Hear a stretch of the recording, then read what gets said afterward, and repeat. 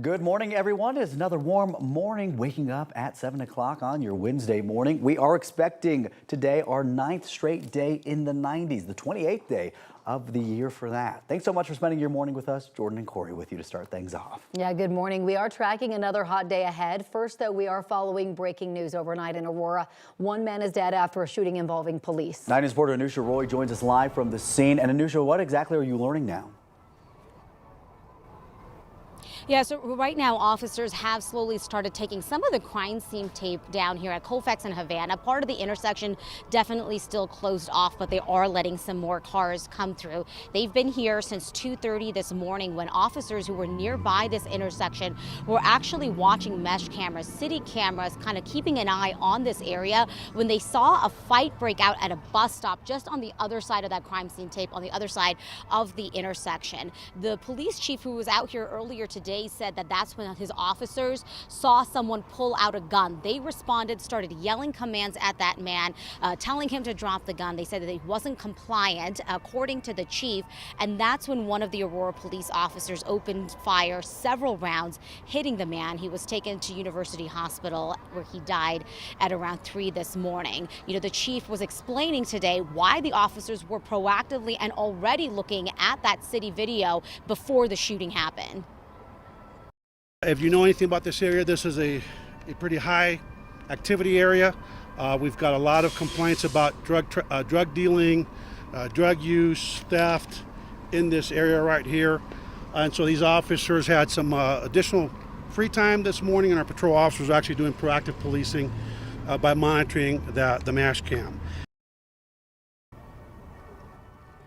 So we are told that no officers were hurt in this shooting and that the two officers were involved, the one who did open fire and then the second person that was with the officer. We don't know the identity of the man who was shot. So here's what's going to happen for the rest of the day. There's going to be a lot of eyes on all of the video that captured the entire the shooting, everything from the body camera from the officers to businesses with their surveillance video, those city cameras that we were talking about. And that's where we're going to start to learn more about some of that critical interaction between when the officers arrived here, what was said to that man, what was happening with the gun at that point. We don't know those details yet. Also, officers are still going through and canvassing the area, collecting any more evidence that they can find here, even as we are starting to see traffic picking up in this intersection.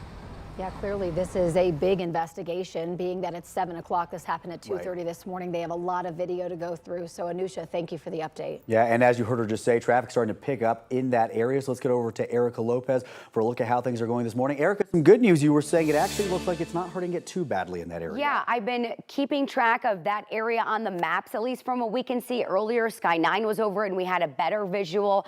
It hasn't been too busy through that intersection. The closures, like Anusha was mentioning, the eastbound side of Colfax at Havana, westbound lanes are open. But like she said, it looks like things were clearing a bit. They were removing some tape. So we'll, of course, update you if things fully reopen in that area. As far as what we look like across the metro area right now, we're dealing with some southbound delays in North Glen at 104th Avenue. Both sides of 270, a bit slow going at York Street. Still dealing with some westbound backups coming into Commerce City at Vasquez. And then we've got some southbound congestion. Looks like a new incident, mostly in the shoulder and partially blocking the left lane at Park Avenue and I-25. So watch out for that one. I think that's right. The camera readjusted to this I-25 and I-70 crash. So that's going to be something to watch out for this morning. We've got some stop and go on both sides of I-25 there. Like I mentioned, Commerce City delays, we're seeing those as well. About a 10-minute backup heading in on westbound 76. And another traffic alert happening today. Allow some extra time on I-70 through Glenwood Canyon. We've been reminding you about this throughout the week. Today and tomorrow, CDOT and Xcella replacing power lines on the interstate there. So they're going to have traffic holds up to 10 minutes as they use helicopters getting that equipment into the canyon. You can expect that starting at 9 o'clock this morning. So in a couple hours, going until 4 o'clock this afternoon. All right, and thank you, Erica. Yeah, we have just a few high clouds around here. That's going to be about it today. But we do see the showers and thunderstorms over in the mountains. Temperatures 68 degrees at the airport right now. It has not been that cool at the airport since Sunday morning at 9 a.m. when it was also 68 degrees. So mild weather around the state once again today, even for the mountains with 40s and 50s at this hour. You see the monsoon moisture flow pushing into the west. That's where we'll see the showers and thunderstorms as we have the past couple of weeks at the higher elevations. Partly cloudy skies for the east. So in Denver today, partly cloudy 93, pretty much more of the same tomorrow. That's the end of the 90s. Look at your Friday, just 78 degrees and a good chance for showers and storms all day long. We'll take them into Saturday and even Sunday with highs only in the low 80s for your weekend. And thank you. In just 2 hours, workers at Denver International Airport will be put to the test. Yeah, our 9 News reporter Brianna Fernandez is live at DIA, where there will be a full-scale emergency exercise later this morning. Brianna. Hey, good morning to both of you. So yeah, Denver International Airport does this training every 3 years to meet FAA regulations and also to test out how prepared the airport is in case of any emergencies. So we know the last time they did a training like this was back in 2020 at the height of the pandemic, when not a lot of people were traveling. So it was a much smaller training. This time around, we can expect to see a full-scale training with around 400 people participating. So from actors to volunteers to firefighters and multiple agencies working together. Officials did say that they will be doing real-life exercises in case of potential emergencies, such as severe weather, even family reunification and debrief to practice for a worst-case scenario. The reason we really do these trainings is, these are the situations or the places and time where if mistakes were to happen, we want it to happen so that we can learn from those and be better prepared when a real world situation occurs. Now back out here live outside of Denver International Airport, we already have some folks who are lining up for this training. The training is supposed to start in just a couple of hours at 9 a.m. this morning. And I spoke to airport officials who say, just be aware if you're coming to Denver International Airport, this is not a real life case scenario. This is just a training, so nothing that you should be worried about. Back to you guys in the studio. Yeah, that's why it's good she's given a heads up, because if you didn't know, that could be a scary situation if you head out to DIA. Brianna, thank you. And new overnight, crews are investigating what caused this house fire in Ken Carroll Valley. West Metro Fire got that call around 10:30 last night. This is on Sand Cherry, just near White Oak Drive. No one was inside the house at the time because it was going through remodeling. Neighbors saw the smoke and called 911. Fire crews say the home is badly damaged, but no one was hurt. And in Aurora, a basement fire sent a person to the hospital. This happened sometime just after 10 o'clock last night around Yale and Laredo Street. A neighbor spotted the balcony on fire. Fire crews found one person inside and quickly rescued them. That person was taken to the hospital with life-threatening injuries. We are working to learn more about their condition. Aurora Fire says it took about an hour to get the fire under control, and the cause is under investigation. Right now, we are 12 hours away from the first presidential debate of the next election cycle. 8 Republican candidates will be in Milwaukee tonight. This includes Ron DeSantis, Mike Pence, Nikki Haley, and Chris Christie. Former President Donald Trump will not be there, saying everyone already knows who he is. He's reportedly taped an interview with Tucker Carlson that will be airing at the same time. The candidates will likely be questioned about Trump and the 4 criminal cases that he's indicted in.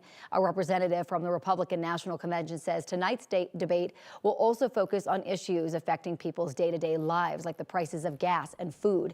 The debate starts at 7 o'clock tonight. The FBI is joining the effort in Hawaii to identify those unaccounted for in the Maui wildfires.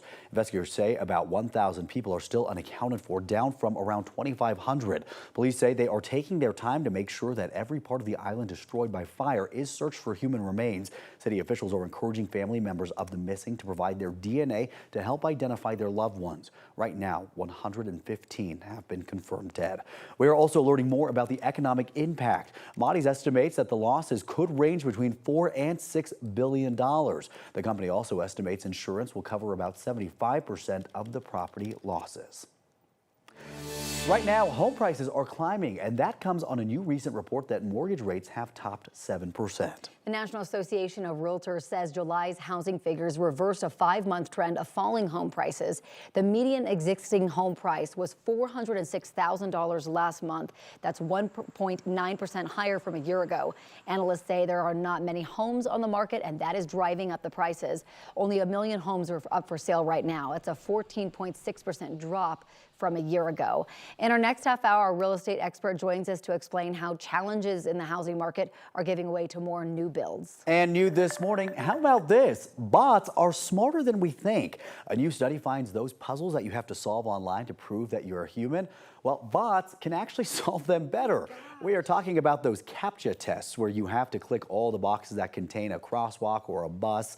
Researchers in California found that bots actually were more accurate in solving them.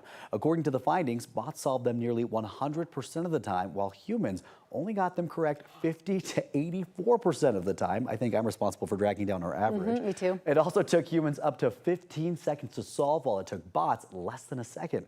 Researchers say this calls into question whether the CAPTCHA tests are worth using and if they actually provide protection. Clearly not, then. But I'm with you. I always get those wrong. It's like, I didn't see the stairs. Or I make up a stoplight in my mind. I'm like, there's a stoplight back in this corner. And then, you know, it's a whole thing and I can never get into the website that I need. True. 50%. That's pretty low. Ooh, sorry, y'all.